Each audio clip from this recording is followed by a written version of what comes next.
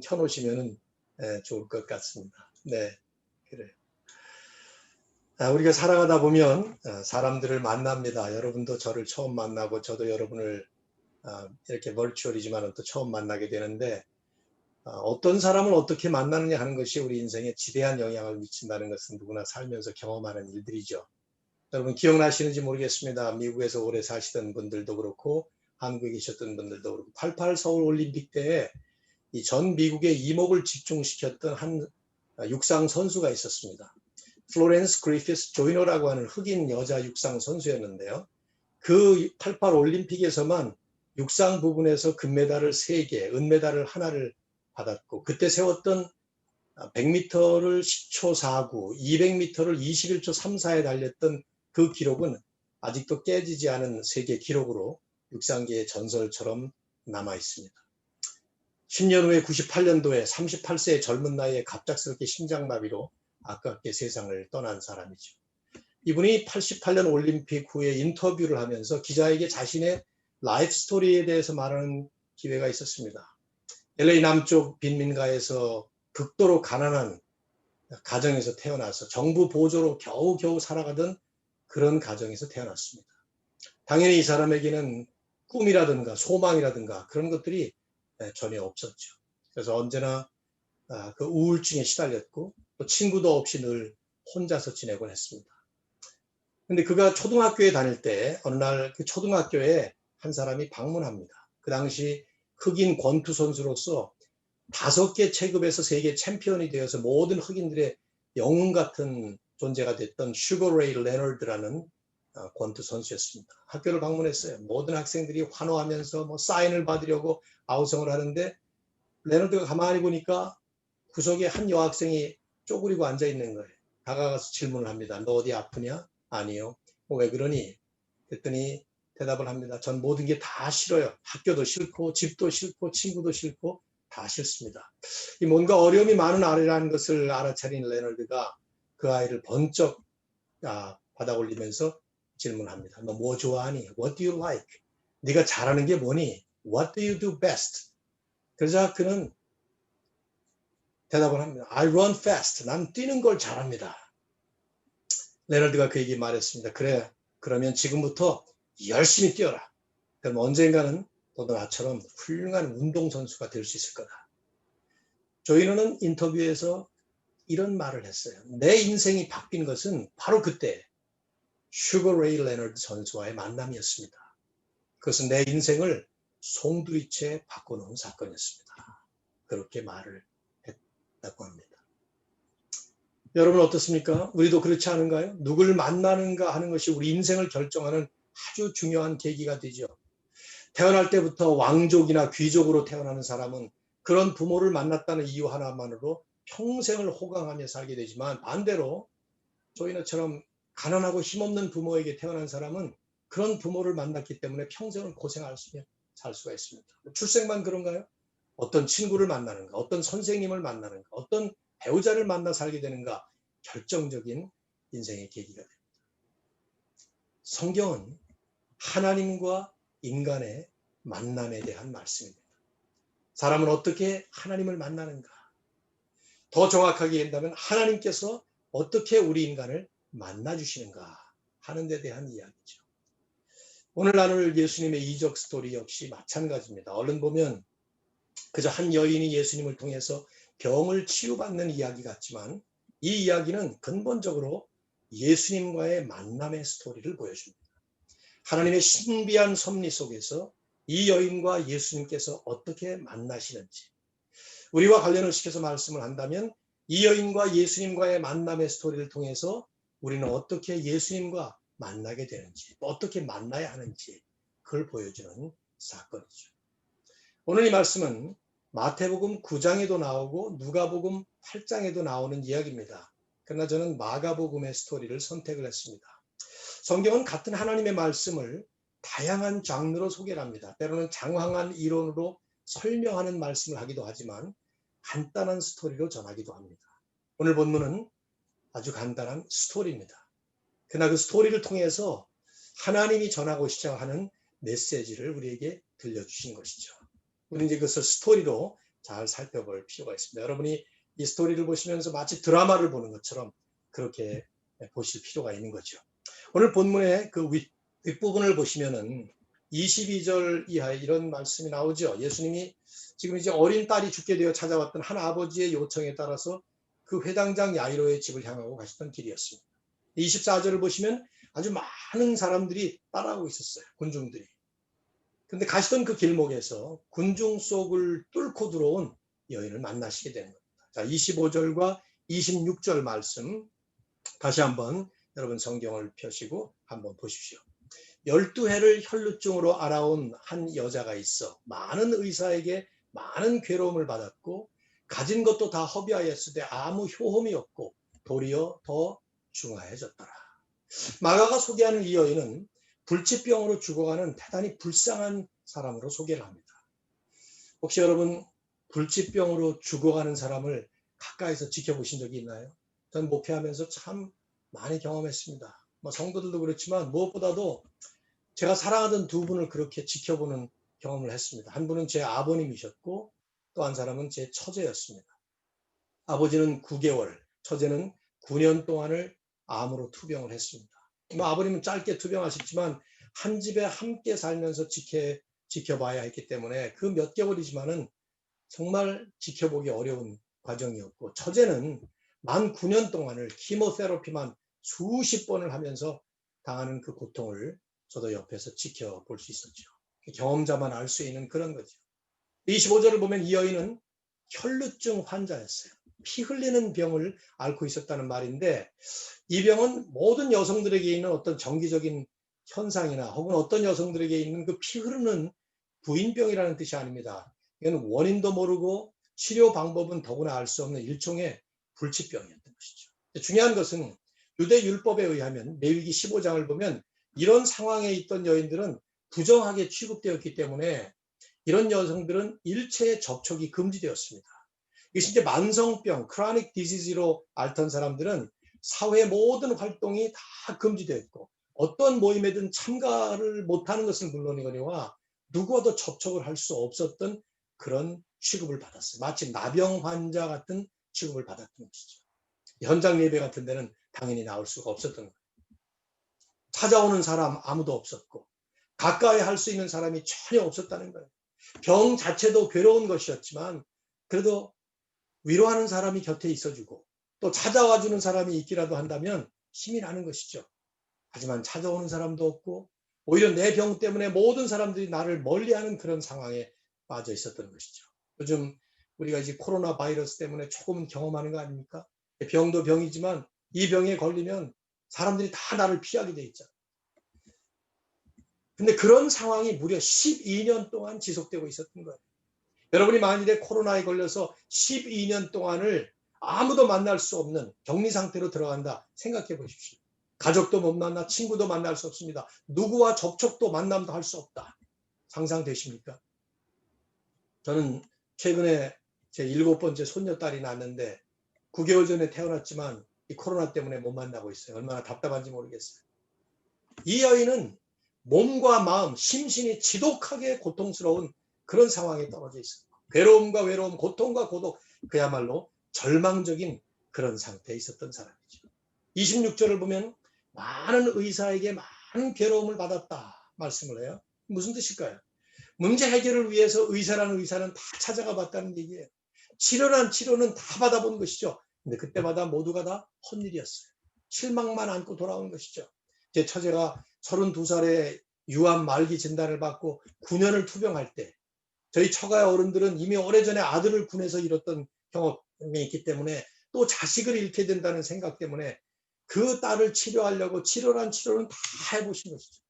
그럴 때마다 소용이 없었을 때 찾아왔던 그 절망감, 소망을 가졌다가는 절망하고 또 소망을 가졌다는 또 절망하고 26절을 보시면 가진 것도 다 허비하였으되 아무 효험이 없고 도리어 더 중하여졌더라. 가졌던 돈, 재산 전부 다 허비해버린 거예요. 그리고는 오히려 더 악화되고 말아버린 것이죠. 요즘 같은 분명히 길에 나앉을 노숙자가 되었을 것입니다. 상상을 한번 해보세요. 몸은 병들어 죽어갑니다. 돌봐줄 사람이 없습니다. 찾아오는 사람도 없습니다. 찾아갈 사람도 아무도 없습니다. 치료비는 모두 떨어지죠. 재산 다 소진해버렸어요. 그리고 해가 가면서 병은 더욱더 악화되어 만난 것이죠. 죽음을 향해서 한 걸음씩 가고 있었던 이 여인의 이 인생, 죽는 날만 기다리며 살아야 했던 이 처절한 이 여인의 삶, 희망이라는 것은 그 어디서도 찾아볼 수 없는, 한마디로 절망의 나락에 떨어진 그런 삶을 살고 있었던 것입니다. 마태나 누가는 마태복음 9장 그리고 누가복음 8장에서 이 사건을 이야기하지만 이런 부분을 그다지 강조하지 않아요. 그런데 마가는 여러분이 비교를 해보시면 유독 이 점을 부각시켜서 강조하고 있어요. 뭘 강조합니까? 간단합니다. 인생의 절망적인 그 현실, 죽음을 향해서 한 걸음 한 걸음 가고 있었던 이 여인의 그 절망적 인생의 현실을 보여주고자 했던 것이죠. 그러나 여러분, 이 여인뿐입니까? 우리 인생 다 절망적입니다. 왜 그렇습니까? 죽음 때문이죠. 불치병에 죽어가던 이 여인만 아니라 우리 모든 인생이 다 똑같습니다.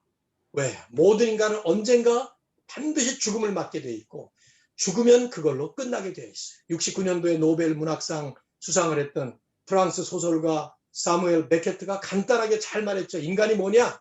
그는 이렇게 말했어요. 인간은 죽음을 기다리는 존재다. 베케트는 자신의 많은 작품을 통해서 의미도 없이 죽음을 기다리는 그 절망적 인생의 현실을 아주 정직하게 묘사한 대표적인 작가예요. 기독교인은 아니었지만 그분은 적어도 정직한 사람이었어요. 왜? 대부분의 사람들은 죽음을 느끼지 못하던가 또 죽음을 인정하지 않으려고 하면서 살고 있기 때문이죠. 저는 인생이 절망적이지 않다라고 주장을 하거나 혹은 인생의 절망적임을 인식하지 않고 사는 것은 목사로서 모두 어리석은 삶이라고 믿습니다. 왜냐하면 우리는 죽기 때문이에요.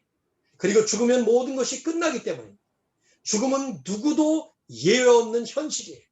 그리고 그 후에는 아무것도 남는 것이 없습니다. 근데 인생이라는 것은 그 죽음을 향해 가고 있는 한시적인 여정일 뿐이죠. 그래서 사무엘 베케트는 인간은 죽음을 기다리는 존재다, 그렇게 말하는 거예요. 아무리 피하려고 해도 피할 수 없는 현실이 죽음이고 아무리 부정하려고 해도 부정할 수 없는 진리가 죽음이라는 것이죠. 그런데 아이러니컬하게도 대부분의 사람들은 이걸 피하려고 애를 씁니다. 이 현실을 부정하면서 살려고 무진 노력을 합니다. 여러분 주변 돌아보십시오. 문명이 발달해 갈수록 이 점은 점점 더해요. 사람들은 과학 문명의 발달을 통해서 인생이 뭔가 그 자체에 소망이 있는 것처럼 여기면서 살아보려고 하지만은 실상 인생은 점점 더 피폐해가기만 하죠. 고대인들은 오히려 그러지 않았어요. 비교해 보시면은 죽음을 인식하려고 철저하게 애쓰면서 살았어요. 여러분 우리가 쓰고 있는 인생이라는 그 말 자체를 보십시오. 우리 한자에 사람 인자, 날 생자예요. 그 속에 죽음의 개념이 무시되어 있어요. 사람의 생 그런 뜻 아닙니까? 지극히 비현실적인 표현이에요. 그런데 고대 순수 우리말은 죽살이라고 불렀습니다. 인생을 죽고 사는 일, 그런 뜻이죠. 고대 이집트의 문헌을 보면 옛날 이집트에서는 귀족들이 술잔치를 벌일 때마다 여흥이 가장 고조되었을 때 한 남자가 나무로 만든 인간의 시체의 모형을 관에 넣고 들고 다니면서 보여줬다고 합니다. 당신도 언젠가는 이렇게 될 것입니다. 그걸 암시하는 것이죠. 상식적으로 생각하면 잔치 여흥이 떨어질 것 같아요. 같지 않습니까? 그 술 맛이 나겠어요? 하지만 그들은 죽음이라는 것이 현실이라는 것을 실감하면서 살아있다는 것을 더 생생하게 떠올리려 했던 것이죠. 즉 죽음을 현실로 느낄 때에만이, 죽음이라는 것을 현실로 인식하고 살아갈 때야만이 자기가 살고 있는 삶을 실감하고 살아있는 인생을 더 의미 있게 살려고 했던 그런 지혜로운 고대 현인들의 제스처였던 거예요. 마지막이 있다는 것을 알고 있을 때 어리석은 일도 덜 하게 되고 마지막이 온다는 것을 알고 살아갈 때 우리는 매 사는 삶을 한 걸음 한 걸음 바로 살 수가 있는 것이죠. 비행기 예를 든다면 착륙을 고려하지 않고 비행기가 뜰 수 없듯이, 종착지를 청하지 않고 여행을 떠날 수 없듯이 말이죠. 우리 인생도 마지막을 고려하지 않고는 제대로 살 수가 없는 겁니다. 아무리 비행기가 잘 뜨고 잘 날아가는 비행기라 하더라도 착륙을 하지 못하면 아무 소용없는 거예요. 근데 많은 사람들은 착륙을 의식하지 아니하고 오히려 뜨려고만 하고 날려고만 하고 재주 부리는 그런 모습이 얼마나 많습니까? 정말 반드시 마지막이 오는데도 불구하고 그 마지막을 고려하지 않고 살아가는 이 모습, 인정은 하면서도 실감을 하지 못하고 살아가는 그런 모습이 얼마나 많아요. 여러분, 남 얘기를 하는 것이 아니라 저나 여러분이나 우리들을 한번 생각해 보십시오. 우리는 실감하면서 삽니까? 우리의 마지막이 있다는 사실을 실감하느냐? 남의 죽음은 보고 알면서도 자신의 죽음은 잘 생각하지 않잖아요. 그래서 거의 준비하지 않지 않습니까? 오히려 더 살아보겠다고. 얼마나 애를 쓰면서 살아갑니까? 재미있는 일화가 있어요, 여러분. 지금까지 역사상 가장 오래 살았던 사람, 프랑스의 존 칼망이라는 할머니입니다. 이분은 122살, 122세 164일을 살았습니다. 그리고는 97년 8월 4일에 돌아가셨는데 지금도 이분보다 더 오래 산 사람이 없어요. 기네스북에 이분이 최고령으로 살았던 사람으로 남아있죠. 근데 이 할머니가 122살을 살고 돌아가셨는데 이 할머니가 90세 되던 때에 이웃집에 47살 난 이웃집 사람이 이 할머니와 계약을 맺었습니다. 매달 2,500프랑씩, 지금의 돈으로 하면 한 400불 정도 된다고 그래요. 그 할머니에게 매달 2,500프랑을 지불하기로 하고 할머니가 돌아가시면 그 살던 집을 자기에게 넘겨준다는 내용의 계약을 맺은 거예요. 할머니 나이가 그때 90세였으니까 곧 돌아가실 것 같아서 계약을 맺은 거죠. 그런데 웬걸 100살이 되어도 안 돌아가시는 겁니다. 110살이 됐는데도 안 돌아가셔요. 120살이 되어도 안 돌아가십니다. 그러다가 그 이웃집 사람이 먼저 죽었어요. 그러니까 47살에 계약을 해서 30년을 기다리다가 77세에 그 사람도 꽤 오래 산 거죠. 먼저 죽은 거예요. 그 할머니는 그 사람 죽는 걸 보고도 2년을 더 사시고 돌아가신 것이죠. 그 47살 났던 그 사람은 돈만 매달 400불씩 30년 동안 지불하고 집도 못 얻고 그리고 죽은 거예요. 뭘 말합니까? 자기는 안 죽을 거라고 믿은 거예요. 자기는 47살, 그 할머니 90세. 그러니까 할머니가 당연히 먼저 돌아가실 거고 자기는 오랫동안 더 살 거라고 생각. 웬걸요? 자기가 먼저 죽었다는 거죠. 죽음을 인식하지 못하고 사는 인생의 어리석음. 여러분은 이 본문으로 다시 돌아가 보시면 이 여인은 매일매일 죽음을 인식하면서 살고 있었던 거예요. 이제 난 언제 죽을지 몰라요. 삶의 소망이 없는 것이죠.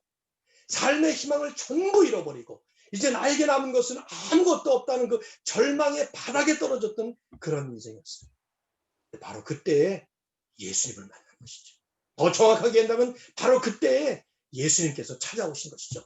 여러분 내일 제가 이 본문 더 확장해서 보겠습니다만은 이 여인은 우연히 예수님을 만난 것이 아닙니다. 다분히 예수님께서 의도적으로 이 여인을 찾아오신 것입니다. 성경을 보면 하나님이 먼저 우리를 찾아오시지 우리가 하나님을 먼저 찾아가는 거 아닙니다. 자, 27절 한번 말씀을 다시 한번 보십시오. 예수의 소문을 듣고 무리 가운데 끼어 뒤로 와서 그의 옷에 손을 대니. 여기는 예수님에 대한 소문을 들었어요. 어떤 소문이었을까요? 뭐 당연하지 않겠어요? 모든 병을 고치시는 분이 있다. 이적을 베푸셔서 무슨 병이라도 다 고친다. 자, 그렇다면 나도 내 병을 고칠 수 있지 않을까? 그런 생각을 하게 됐던 것이죠. 그래서 그는 그 주님을 만나기 위해서 나아갑니다. 그는 몰래 군중 뒤에 와서 그 군중들을 틈을 타서 들어와서 예수님의 옷가에 손을 댄 것입니다.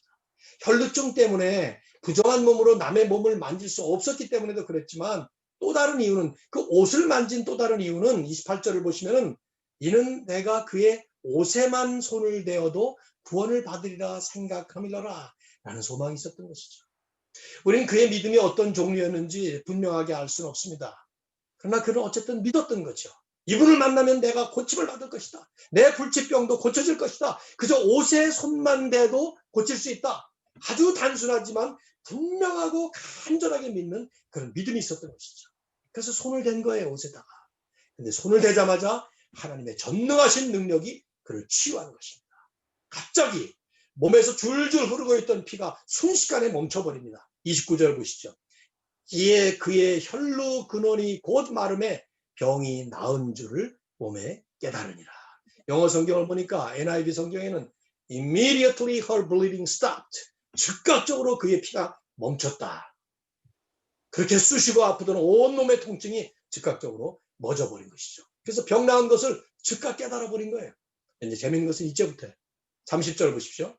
예수께서 그 능력이 자기에게서 나간 줄을 곧 스스로 아시고 무리 가운데 돌이켜 말씀하시되 누가 내 옷에 손을 대었느냐 하시니. 예수님이 질문하신 거예요. 누가 내 옷에 손을 대었느냐. 왜 이런 질문하십니까? 몰라서 질문하셨을까요?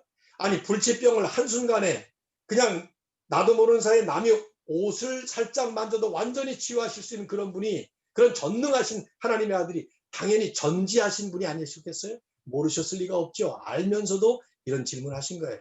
여러분 성경을 보시면 종종 하나님께서 질문하실 때는 몰라서 하시는 것이 아니에요. 아담아 내가 어디 있느냐 질문하셨을 때 그깟 숲속에 숨어있는 아담을 못 찾으셔서 그런 질문하셨겠어요? 나도 찾을 텐데. 그것은 아담을 만나기 위해서, 오히려 아담을 불러내기 위해서 질문하시는 것이죠. 누가 내 옷에 손을 대었느냐 이렇게 질문하신 것은 여인을 개인적으로 만나기 위한 초청 질문이었던 것이죠. 상상해 보십시오. 군중 속에 숨어서 몰래 옷가만을 만져야 했던 이 여인. 12년이라는 긴 세월을 앓으면서도 그 고통을 누구와도 나눌 수 없었고 오직 혼자서 외로움과 싸우며 살아야 했던 이 여인이었습니다. 다른 사람들과의 접촉이 철저히 금지되고 사회에서 완전히 고립된 채 이웃과도 분리되고 소외되어서 불쌍하고 가련한 장애인처럼 살았던 이 여인이었습니다. 그래서 병이 나은 지금 이 순간도 만일에 남을 만졌다는 사실이 발각되면 내 맞아 죽을지도 모르기 때문에 군중 속에 몰래 숨어서 벌벌 떨고 있었던 그런 여인이었어요. 근데 주님은 바로 그런 여인을 찾고 계셨던 것이죠. 왜요? 병 고치는 게 전부가 아니라 주님을 개인적으로 만나는 것이, 그것이 바로 핵심이었기 때문이죠. 우리는 자주자주 어떤 특정한 문제가 해결되면 인생의 문제가 해결된 것으로 착각해요. 인생이 다 해결된 것으로 착각합니다. 그런가요? 아닙니다. 인생의 문제는 마치 파도 같습니다. 하나가 지나가면 또 다른 문제가 찾아옵니다.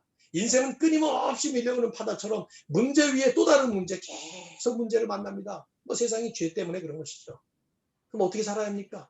우리 인생은 예수 그리스도를 만나야 합니다. 여러분도 마찬가지예요. 저도 마찬가지고. 그리스도를 만나는 것이 중요해요. 이 여인에게 있어서는 혈루증을 치유하는 것도 중요하지만 그보다 근본적으로 그 치유자이신 그리스도, 인생의 해결자이시고 인생의 진정한 우리의 목적이 되시는 그 주님을 만나는 것이, 그것이 더 중요한 핵심 과제였단 말이죠. 31절 보셔요. 제자들이 말합니다. 아니 주님 손을 대긴 누가 됩니까? 사람들이 밀고 그러니까 어쩌다가 그럴 것이죠. 주님은 들은 척도 안 하셔요. 여전히 여인을 찾아서 둘러보십니다. 여러분 이 드라마를 한번 자세히 보십시오. 그 행동을. 32절 보십시오. 예수께서 이 행한 여자를 보려고 둘러보시니, 영어 성경을 보면 Jesus kept looking around to see her. 즉 예수님은 여자를 만나시기 위해서 계속 둘러보셨다는 거예요. 그 주변을 계속 찾으시는 모습이죠. 이 모습을 주목할 필요가 있어요. 스토리이기 때문에 주목할 필요가 있어요. 둘러보시고 또 둘러보시는 그 주님의 그 모습, 그 안에 담겨져 있는 그 사랑, 그 관심, 가난하고 불쌍한 한 여인을 찾아서 마치 서치라이트처럼 찾아다니시는 그 주님의 그 눈동자와 그 시선, 그게 지금 보여지는 거예요. 바로 그것이 하나님의 마음이고 그것이 바로 우리 주님의 마음이라는 것이죠. 하나님은 언제나 그렇게 우리를 찾고 계시고 있습니다. 언제나 그렇게 우리를 찾고 계셔요. 그 대표적인 순간이 예배 아닙니까? 이 예배의 순간이 뭡니까, 여러분? 여러분은 지금 뉴저지에서, 저는 캘리포니아에서 지금 이 말씀을 버추얼로 이렇게 온라인으로 하고 있습니다만은 우리가 드린 것이 예배 아닙니까? 이 예배가 어떤 순간입니까? 요한복음 4장에 보면 사마리아 여인이 예수님을 만났을 때 예수님은 그 사마리아 여인에게 말씀하신 그 유명한 말씀, 아버지께 참되게 예배하는 자들은 영과 진리로 예배할 때가 오나니, 그러면서 이렇게 말씀하시죠.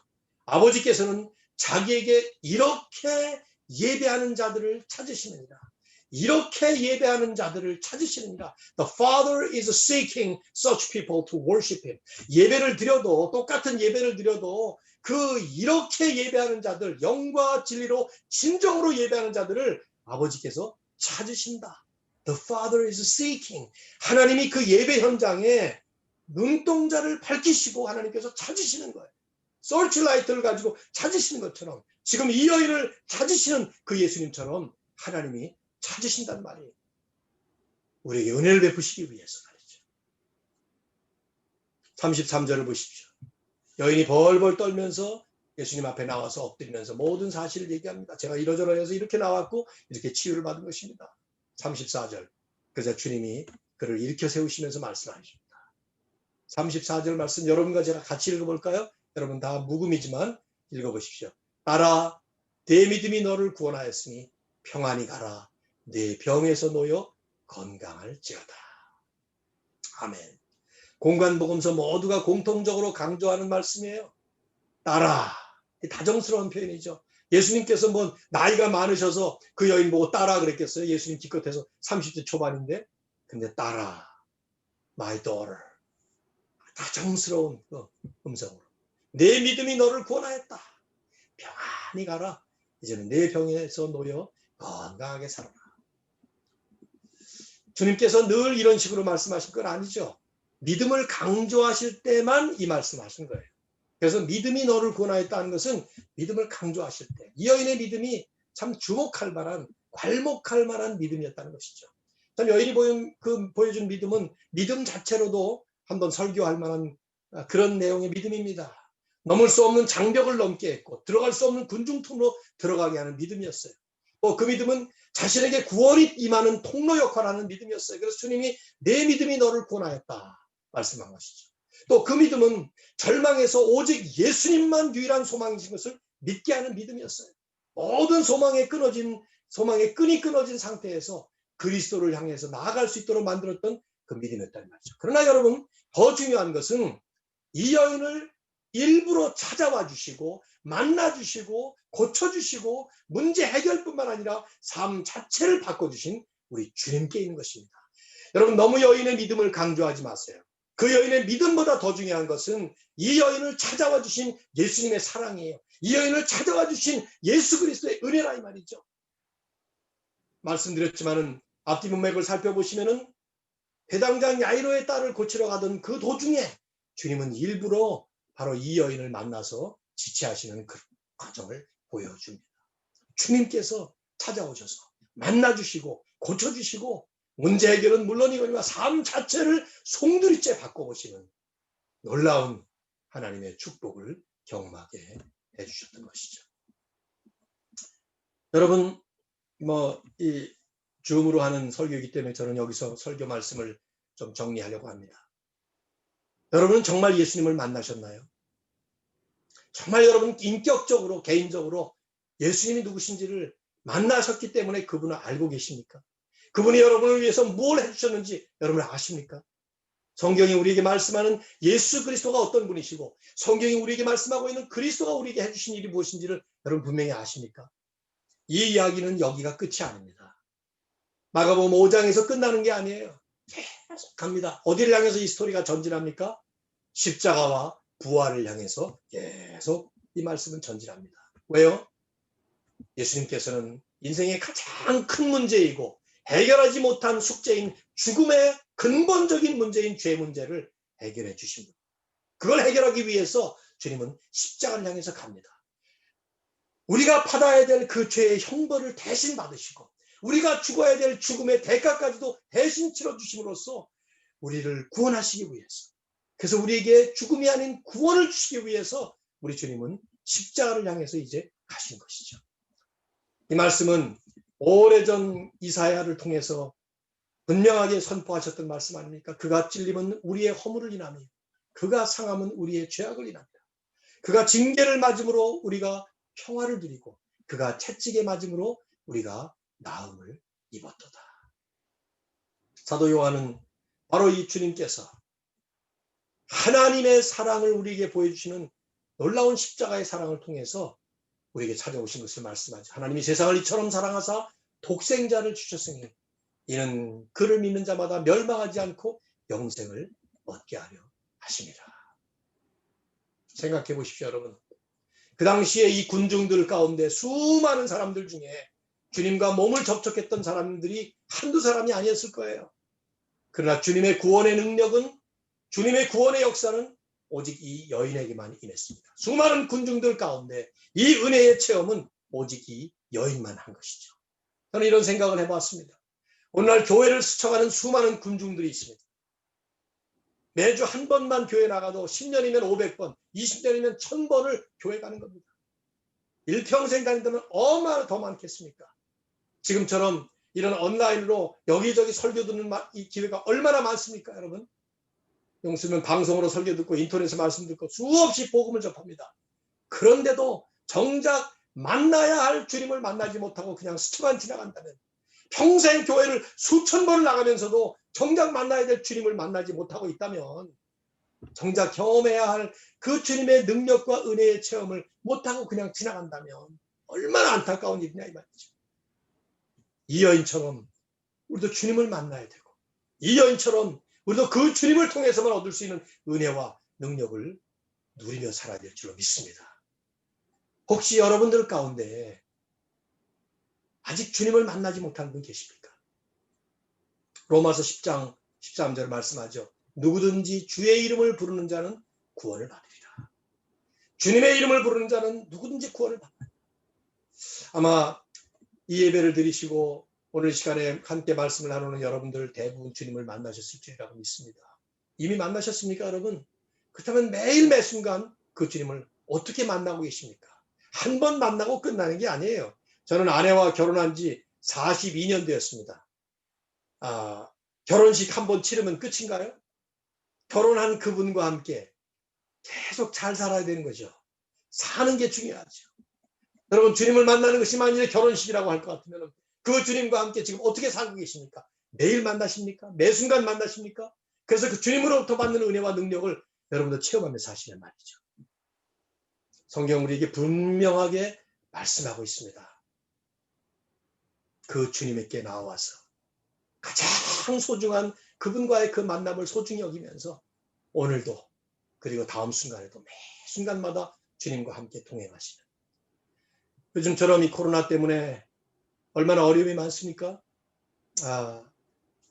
여러분 가운데도 혹시 확진자가 있는지도 모르겠고, 혹시 코로나 때문에 어려움을, 비즈니스나 혹은 생명의 지장을 받거나 각양각색의 많은 어려움을 경험할 수도 있겠는데, 여러분, 주님은 어떤 상황, 어떤 현장, 어떤 사건 속에서도 우리에게 은혜와 능력을 베푸시는 하나님의 아들이십니다. 믿습니까? 내게 능력 주시는 자 안에서 내가 모든 것을 할 수 있느니라. 빌립보 4장 13절에서 바울이 그렇게 말씀할 때 그 말씀은 예수님 믿으면 못 살던 사람이 잘 살게 되고, 예수님 믿으면 불치병 다 낫게 되고, 그런 뜻 아닙니다. 이 여인이 불치병을 낫다고 해서 우리가 다 낫는 그런 거 아닙니다. 성경에 보면 이적을 베푸실 때 모든 병자들 다 고치신 거 아니에요. 예수님 만나기에 필요한 그런 현장에서, 그런 사건을 통해서 하신 것뿐이죠. 오늘 우리에게 중요한 것은 사도 바울이 내게 능력 주시는 자 안에서 내가 모든 것을 할 수 있다 하는 그 능력 주시는 예수 그리스도의 그 의미는 뭐냐? 빌립보 4장을 보면 배부를 때나 배고플 때나 풍족할 때나 빈곤할 때나 모든 상황에서 그리스도 때문에 자족하며 평강을 누리며 승리하는 삶을 살 수 있다 하는 말씀하신 것이죠. 오늘 사랑하는 뉴저지 안디옥 교회 모든 성도님들의 가정에, 또 삶의 현장에 이런 주님의 은혜가 충만하기를 주의 이름으로 축원합니다. 여러분의 가정과 여러분의 삶 속에 진정 그리스도께서 그리스도가 되시고 살아계신 하나님이 되셔서 그 하나님, 그 예수 그리스도를 통해서 받는 은혜와 능력을 날마다 모든 사건 속에서 경험하시고 누리시면서 평강과 은혜로 하나님의 축복을 누리시는 모든 성도님들 되시기를 주의 이름으로 축원합니다. 아멘. 기도하겠습니다. 사랑하는 하나님 아버지의 은혜를 진심으로 감사합니다. 우리에게 먼저 찾아와 주시고, 우리에게 먼저 은혜의 손길을 펼쳐주시고, 우리를 따뜻하게 하나님의 사랑의 품에 품어주신 것을 진심으로 감사합니다. 우리가 예수님을 알고 믿은 것이 아니라 오히려 주님께서 우리에게 찾아와 주시고 예수 그리스도의 십자가와 그 부활의 능력을 믿을 수 있는 믿음까지도 선물로 주신 것을 인하여 진심으로 감사합니다. 하나님, 오늘 주님을 만나 삶이 변화되었던 이름 모를 이 혈루증 여인처럼 아버지여 저희들의 삶에 찾아오신 우리 주님을 우리도 높여드리고 그 주님과 함께 평생 남은 생애를 동행할 수 있도록 인도하여 주시옵소서. 혹시 이 예배를 드리는 성도님들 가운데 아직 그리스도를 만나지 못한 분이 한 분이라도 있다면 예수님 만날 수 있는 은혜를 주시고 찾아오신 그 주님을 영접하고 주님과 함께 주님의 은혜와 능력을 풍성하게 누리며 사는 놀라운 축복의 삶이 되게 하여 주시옵소서. 이미 그 주님을 만나서 한 걸음 한 걸음 동행하고 있는 우리 모든 성도님들에게는 날마다 순간마다 매 현장마다 매 순간마다 주님이 주님 되시고 살아계신 하나님의 역사를 체험하고 맛보는 우리의 삶이 되도록 축복해 주시옵소서. 하나님의 놀라운 은혜가 우리 모두 함께 하실 것을 믿고 주님만을